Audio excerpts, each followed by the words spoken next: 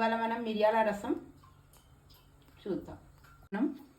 ముందుగా మనం కొంచెం ఆయిల్ యాడ్ చేసుకుందామండి. ఆయిల్ హీట్ అయిందండి. జీలకర్ర ఆవాలు వేసుకుందాం. ఎండుమిర్చి, కరివేపాకు, కొంచెం ఇంగువ.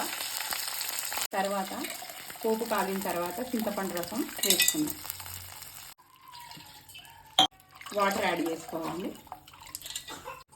తర్వాత సాల్ట్ పెట్టుకున్నానండి. మిరియాలు, వెల్లుల్లి రెబ్బలు, జీలకర్ర 3 కొంచెం కచ్చాపచ్చాగా దంచుకోవాలి. వేసేసుకోవాలి. 10 నిమిషాలు మూత పెట్టుకుంటే చారు మసులుతుందండి.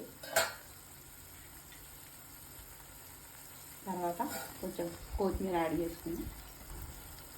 మిరియాల చారు వాతావరణం చల్లగా ఉన్నప్పుడే కానీ, మనకి జలుబు చేసినప్పుడే కానీ బాగుంటుందండి.